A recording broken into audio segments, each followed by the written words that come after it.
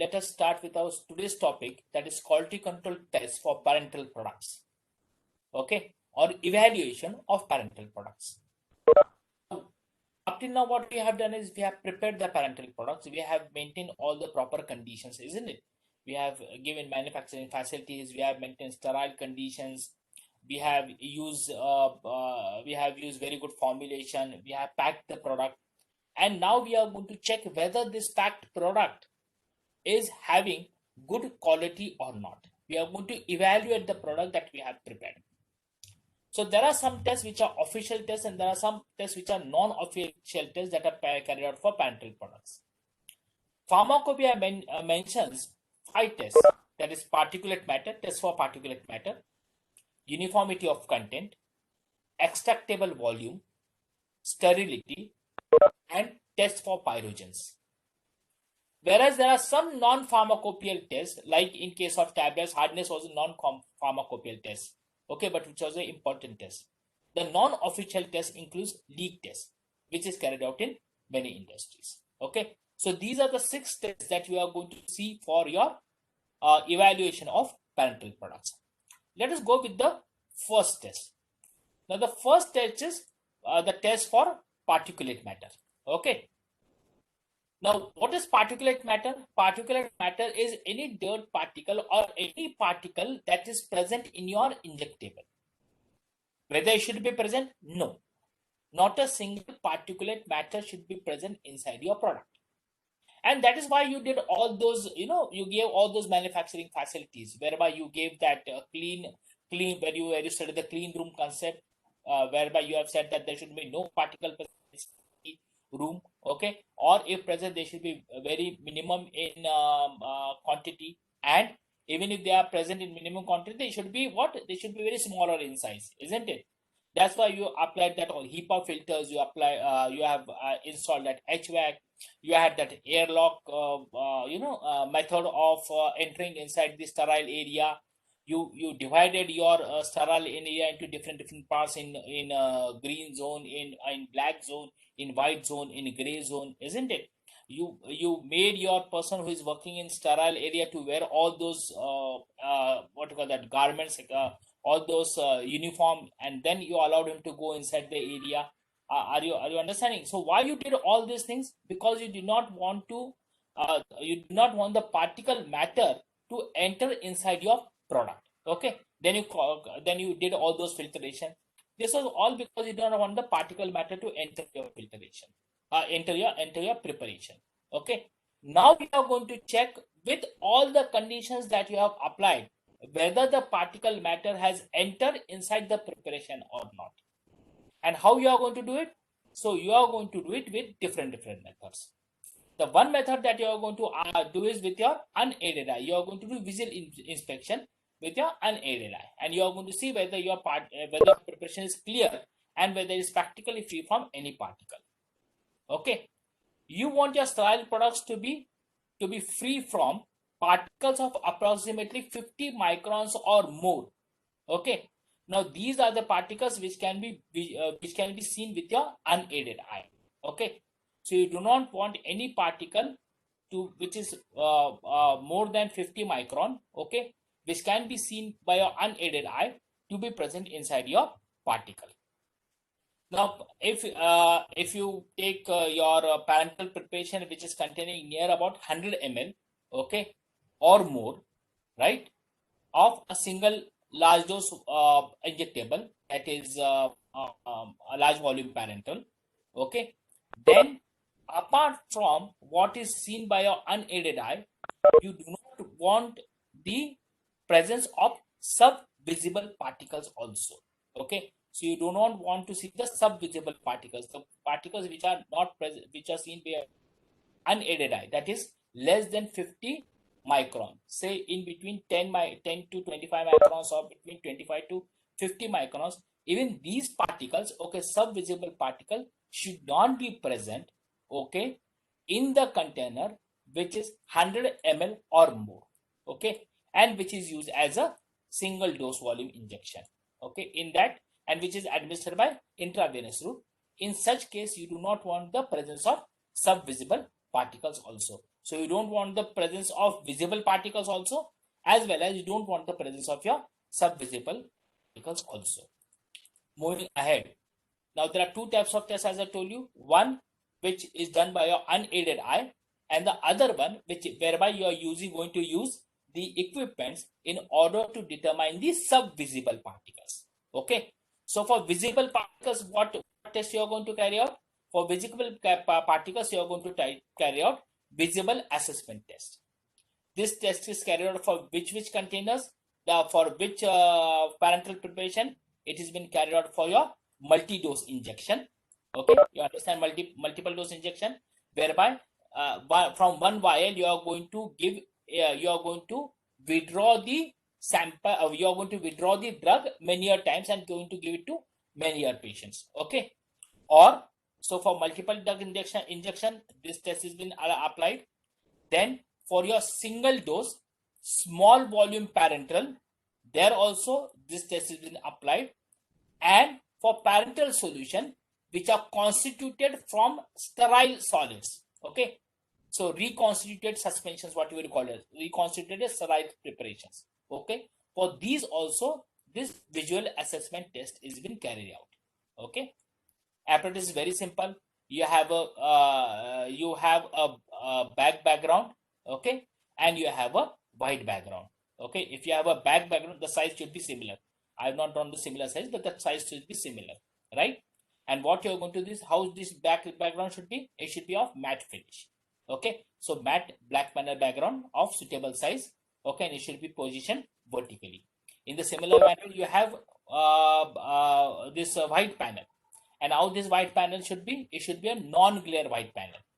The size should be similar and it should be placed near the black panel. Okay, so near the black panel you should have your white panel which has been placed, right? And to both this, okay, and what else should you have? You should also have a adjustable lamp, right?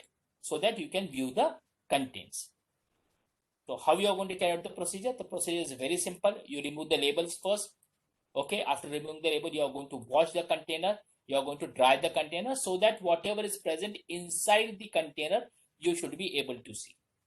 Then what you are going to do is you are going to swirl the containers. Okay, so that if any particle has been present inside the, supposing this is a container and some particles are present over here below, some particles are present over here. So what you are going to swirl the containers, but the swirling should be so that the contents they mix, isn't it?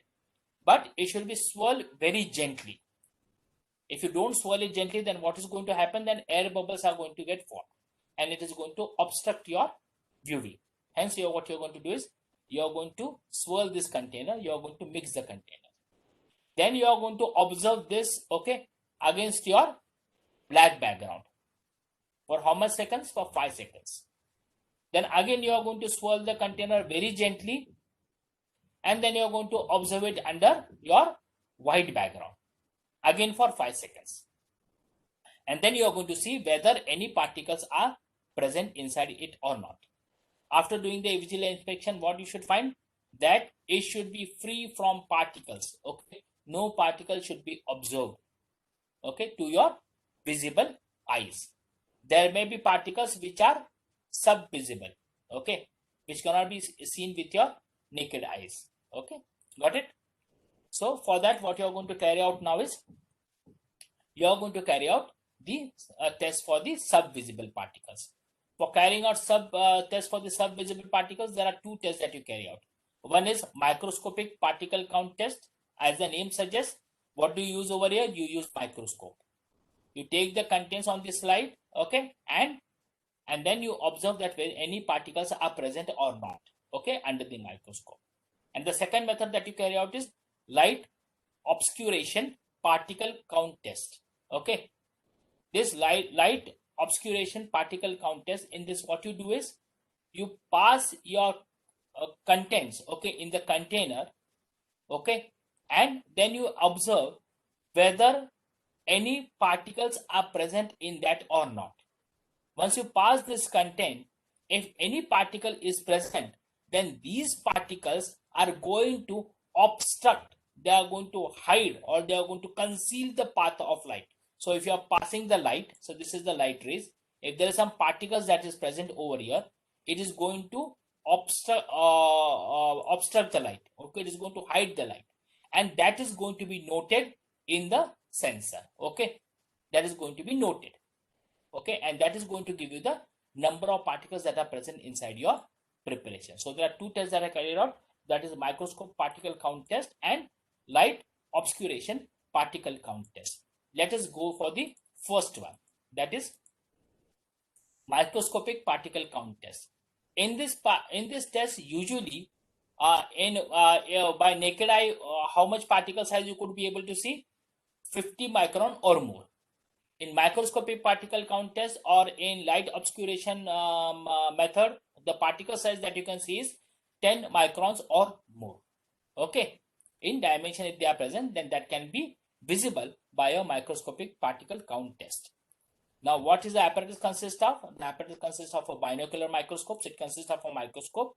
It consists of a filter assembly, and it consists of a membrane filter for retention of the particles. So how you carry out this test? Okay, in order to carry out this test, what you do is you take your container. Okay, then you open the container, you filter it through the membrane filter, right? You dry it, and you observe that filter paper under the microscope, and you count the number of particles as well as you count the size of the particles. So size and number of particles are being counted below the microscope after you filter your contents. Okay, what is the limit? Now, after filtration and after you have taken after you have measured under the microscope, what you should see is, if there are three categories. If your preparation, okay, contains the quantity more than 100 ml, okay, so the container is containing the quantity of more than 100 ml, then the particle size of 10 micron and more. Below 10 micron you cannot see. So the particle size of 10 micron or more, that is between 10 to 24, let us put it in this way, the number of particles that should be present is 12%. So if it is 100 ml, then the number of particles allowed is 1200. The particles that are 25 micron and above, okay, so 25 and above size particles, the number of particles that are allowed, okay, is just 2%. Okay, are you understanding? Just 2% particles should be present, right? So if it is 100 ml, then only how much is allowed? 200 particles are allowed. This is for containers containing 100 ml and above. If the container is containing 100 ml, okay, so the nominal content is the amount, that is the quantity that is present inside the container. Okay, if it is 100 ml, if it is more than 100 ml, we have said 12% and 2% for 10 micron and 25 micron and more, for 10 and above and 25 and above. Okay, so if it is 100, then if the particle size is 10 micron and up to 24 micron, the number of particles that are allowed are 3000 per container. Okay, and if it is 25 and above up to 50, because above 50 is your you can see it with your naked eyes. Okay, there you don't want any particle to be present. Okay, so above 25, the number of particles that are allowed is just 300 per container. If the quantity is less than 100, so you have talked the quantity which is more than 100, we have talked about the quantity which is exactly 100, and now we are talking about the quantity which is less than 100. For less than 100, 10 particle size allowed is again 3000 per container, like this only, and for 25 and more, the allowed is 300 per container. So these many particles are allowed, okay, when you do your microscopic particle count test, right? Moving ahead is your, so these are the that you have to remember. This may be asked in your GPAT examination. Okay, then the next would be, sorry, yeah, the next method is your light obscuration particle count test. Okay, Now this light obscuration particles count test is not suitable if your contents are very viscous in nature. Okay, so for preparations such as emulsions, for preparations such as colloids, or for liposomal preparation, these types of tests cannot be carried out. That is, light obscuration particle count test cannot be carried out. Okay, and also it cannot be carried out for the products which produces air or gas bubbles. Okay, because they are what they are going to do. They are going to affect your number of particles. If your if they are going to obstruct test, they are going to obstruct your light, right? So the products which produces air or the products which produces gases, okay, for them also this kind of test, light obscuration particle count test is not allowed. Okay, now what does the apparatus consist of? It consists of a suitable particle counter based on principle of light blockage. Okay, as I told you, the light that is coming in, if the particle is present, these particles should block the light, and this should be detected further in the detector. Okay, so detector should detect the number of particles that are obstructing the light, and it should also detect the size of the particle which is obstructing the light. So this equipment, whatever we are using, should be capable of automatic counting and sizing of particles, right? So whatever the instruction of installation and operation, that should be followed when you're doing this test. Now, what are the limits? If you see the limits, if again it is 3 categories, that is more than 100 ml, 100 ml, and less than 100 ml.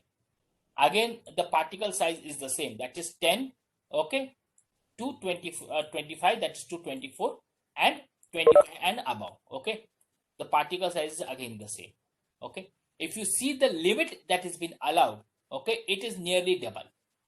Okay, it is 25 over here and 3% over here. Okay, then 6,000 per container has been allowed. There it was 3,000 per container, if you remember. Here 600 per container for 25 and above. There it was 300 per container. Then again 6,000 per container and 600 per container. Okay, if you see the earlier one, if you see the earlier one, it was 12%, right? There it has gone to 25%. Here it is 2%, there it has gone to 3%. And here from 3,000 has gone to 6,000, and from 300 has gone to 600. Okay, so that is the difference between your that is the difference between the limit of your microbial count test limits and your limits for your light obscuration method. Okay, got it? Understood? Have you understood this test?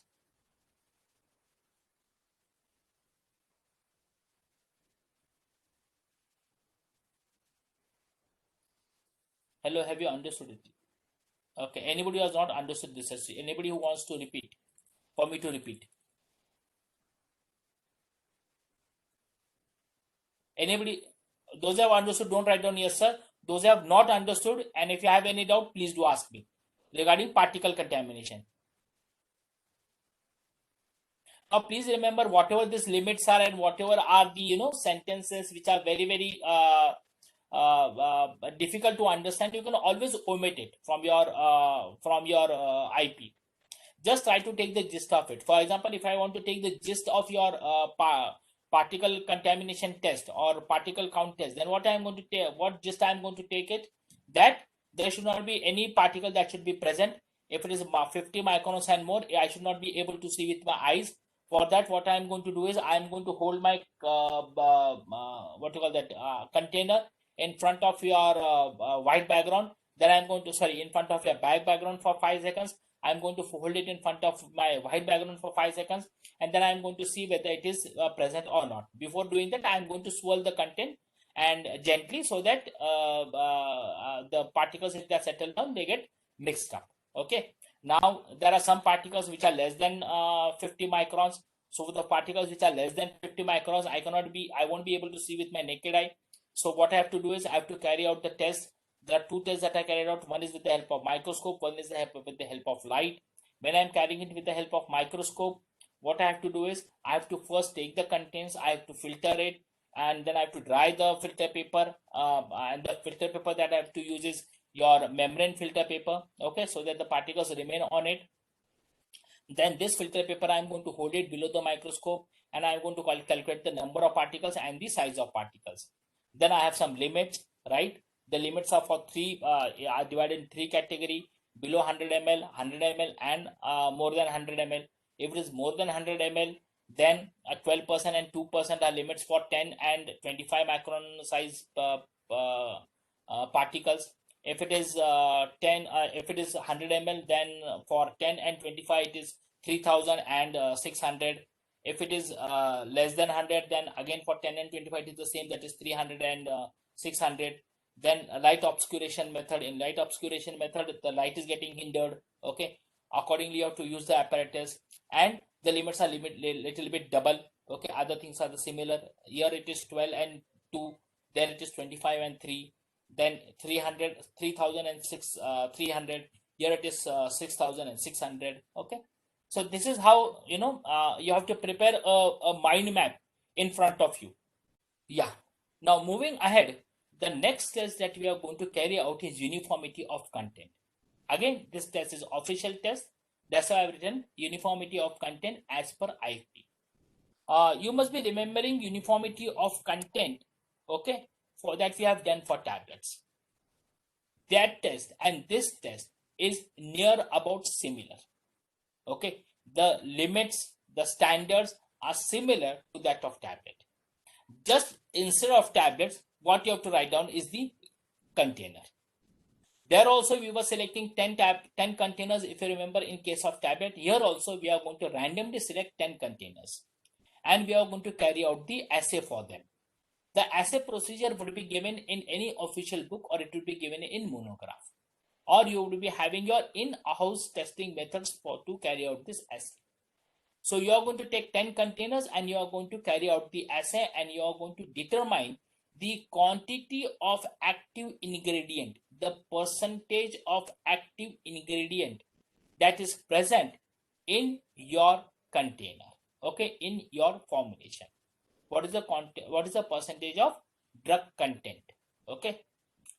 Now, needless to say, if your preparation contains 2 drugs, then you are going to perform the assay for both. If your container contains 3 drugs, if your parental preparation contains 3 active ingredients, then you are going to carry out separate assay for each of them, right? This applies to your tablet also. If your tablet contains, say, 2 active ingredients, then you are going to carry out the assay for both the active ingredients, right? The limits and the standards are the similar one that are for the tablet. Now, the test is passed, okay. Your content uniformity test is passed if if the contents that are present inside the container, okay, the drug content, are not less than 85 and not more than 115 in all the 10 containers, okay. So your all 10 containers contain drug which is not less than 85 and which is not more than 150. When this happens, then you can say that my test is passing. Supposing there is one container, out of this 10, there is just one container which is having content which are less than 75%, or which are having content even more than 125%, then also your test is fails, okay. So just one container having this variation, your test, uniformity of content test, fails. Now you have an when are you going to repeat the test? So you saw when the test passes, you saw when the test fails. Let us see when you are going to repeat the test, where there is some ambiguity, okay, whether the test has passed or failed, you are not able to tell, okay. That happens when only there is one container out of the 10 containers, okay. 9 containers are having the content between 85 to 125, okay. So between 85 to 125, 9 containers are that, but there is just one container, okay, which is having either between 75 to 85 और between 115 to 125। अगर 75 के नीचे होगा तो fail हो जाएगा, अगर 125 के ऊपर होगा जाएगा, ठीक है। अगर 85 के ऊपर है तो पास हो जाएगा, 125 के ऊपर है तो फेल हो जाएगा, सॉरी नीचे है तो पास हो जाएगा, but it is in between that, it is between pass and fail. So when this is the condition that it is between pass and fail, then you are going to repeat the test with 20 containers. This is similar to your test for tablets. Please remember. Okay. I'm just repeating it for you so that there is repetition for the test for tablets also. Okay. So you are going to repeat the test with 20 more containers. Now, all these 20 containers should have drug content not less than 85 and not more than 115. Okay, so it should be between 85 to 115, right? All the 20 containers. If this happens, then again say कि fine, एक container का थोड़ा सा गड़बड़ हो गया, no problem, but overall the out of say 30 containers, 29 containers are passing the test between, are having the drug contents between 85 to 150, as 29 out of 30 are having the drug contents between 85 to 115, so all are having between 85 to 115, so the test passes. Needless to say, अगर ये 20 containers में से एक भी container ऐसा निकला, okay, which is having 85, that is between 75 to 85 भी है, okay, then also the test fails. Or even if it is between 114, एक भी container out of this 20 is even having 116, okay, then also the test fails. Otherwise, the test is passed. Now, the next test is the extractable volume. Now, extractable volume, this test is similar to the content, to the uniformity of weight that we have had in case of tablet. The whatever that is mentioned over there is a little bit different, but it is similar to that. Now, what here we are checking is, once you extract the volume, how do you extract the volume from the container? Injectables आप से extract करते हो with the help of the syringe. So once you are removing the contents from the container, then adequate amount of your preparation should inside the syringe, should get extracted inside the syringe. Whether that is happening or not, that we are trying to check over here in the extractable. This is again an official test. There are two methods that have been given. Method number 1 is when the nominal volume does not exceed 5 ml, so it is below 5 ml. And method 2 is when the nominal volume, okay, that volume of the container is greater than 5 ml. Some instructions, if it is a suspension, then you should shake the suspension properly, and then you should withdraw the contents from the suspension.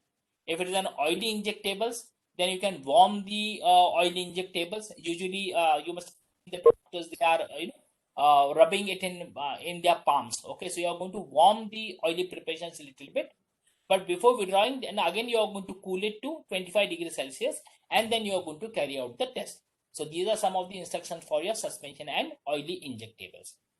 How are you going to carry out your test? Okay, method 1, in order to carry out your test, what you are going to take is, you are going to take 6 containers.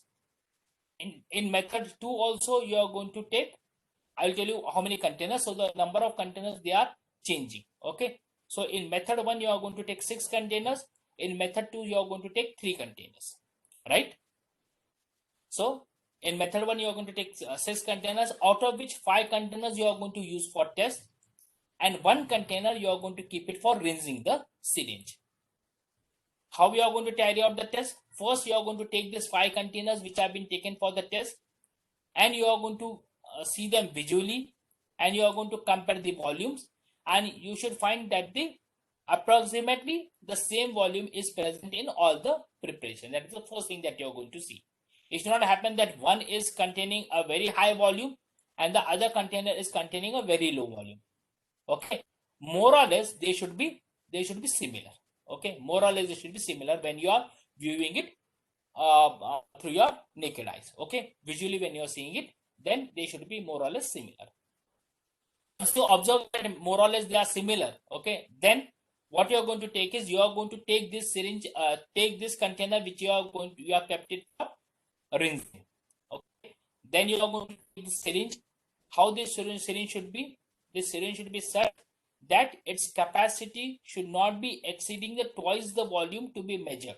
So if it is 5 ml, then you should not take the syringe of 20 ml, isn't it? Maximum volume कितना है? 5 ml है यहाँ पे, that we are going to consider for method 1. So you should not have syringe which is 20 ml or like this. If it is 5 ml, then you are going to take the syringe up to 10 ml. Okay, so that syringe you are going to take, you are going to fit it with the suitable needle. So you have prepared, now you are prepared for the test. Then you are going to take the container which you have kept reserved for rinsing. From that container, you are going to withdraw the quantity of sample inside the syringe, right? You are going to hold it upside down, okay, pointing the needle should be pointing upwards, okay, and then what you are going to do is, you are going to expel the air from, you expel the content and you are going to expel the air. Okay, so you have idea of the rinsing. The next thing that you are going to do is, you are going to withdraw. Now you are going to withdraw the sample from the container, right, which are reserved for the test. So you are going to take those five containers. From that 5 containers, you are going to withdraw the contents, and you are going to transfer it into a graduated cylinder. So you are going to withdraw it from these are the containers. From this, you are going to withdraw it with the help of this, and then you are going to transfer it. Then you are going to transfer it into your graduated cylinder, right? This you are going to do for all the 5 containers. So for first container, you have withdrawn it. You have put it inside the graduated cylinder. Again, you have withdrawn it. Again, you have put it into the graduated cylinder. This you are going to do it for all the 5 containers. Then what you are going to do is, how this graduated cylinder should be. This cylinder should be such that it should be occupying near about 40% more volume than what is present over here. Okay, yeah, that should be the capacity of your graduated cylinder. So you are going graduated cylinder, right? And then what you are going to do is, you are going to measure the contents that you have transferred into it. So what for it?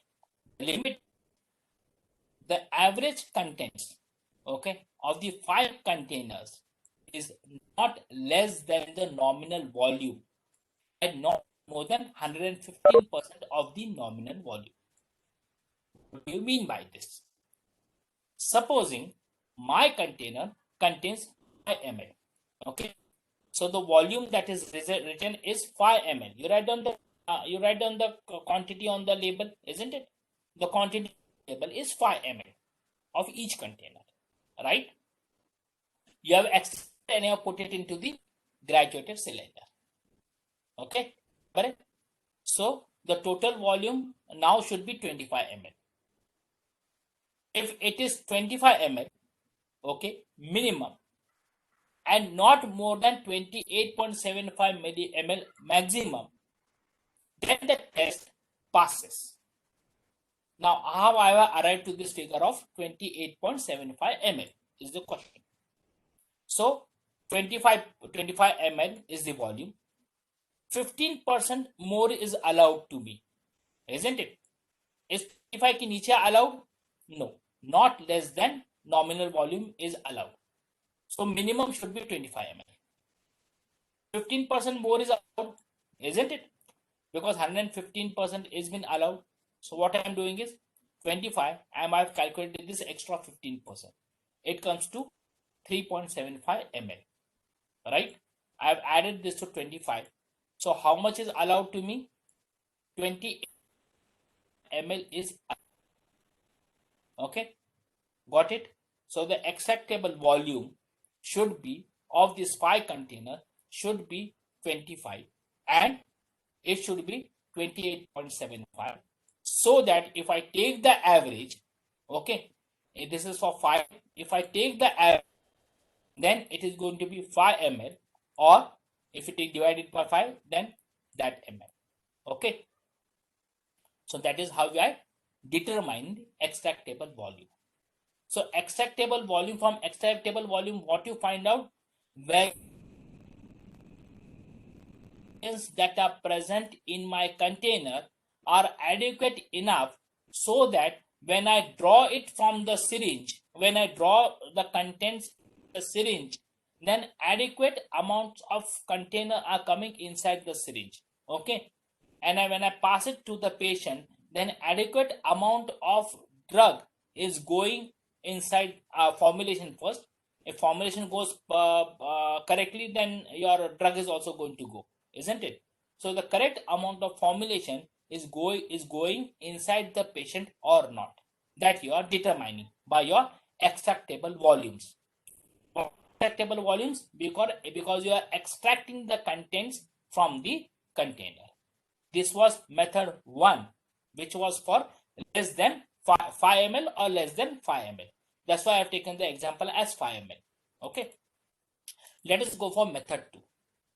The procedure that is there for method 2 is similar to method 1. Two differences are there. One, with the number of containers. Here the number of containers are 3. There the number of containers was 6. That was also divided as 5 plus 1, if you remember. Okay. That was for up to 5 ml. This is greater than 5 ml. So if you are having a container which is having volume more than 5 ml, so for this you are going to carry out method 2. You are going to take 3 containers. From these 3 containers you are going to withdraw, and then you are going to put back into the graduated cylinder. Here the limit not less than the nominal volume and not more than 115%. Here in method 2, the limit is 110%. Okay, it should not be more than 110% because the contents are very high. Okay, so the 10% is going to be very high. Itself the 10% is going to be very high. So you don't want it to increase it more. Hence it is 110%. That is the quantity that has been given. Okay. Now one more thing that you have to remember is if it is a multiple dose container. Multiple dose container means from one container you are going to extract not only once, you are going to extract from it many a times. Then these number of after extracting, okay, then what you should get, you should have a sufficient excess to permit the withdrawal of designated number of doses. So the content should be such that the extractable volume should be proper. You should be able to withdraw and give it to the patient adequate number of doses. For that, sufficient excess should be permitted for multiple dose container. So for multiple dose container, the limit may not be 110% or 115% as you have seen earlier. It should be more, because usually multiple dose containers are more than 5 ml only. So instead of 110 ml, you could give more limit for multiple dose containers, right? Otherwise, for a single dose container which are more than 5 ml, then 110% is the limit that is being allowed. What do you mean by this 110%? If you want to put it into the example that there is one container which is containing 25 ml. Okay, so now the total volume for 3 containers is going to be how much? It is going to be 75 ml, right? So the volume should be present in the graduated cylinder after extracting and after putting it in the graduated cylinder should be 75 ml minimum, right? It should not be less than this, but it should not be more than 82.5 ml also. How have I derived to this figure of 82.75? 75 ml.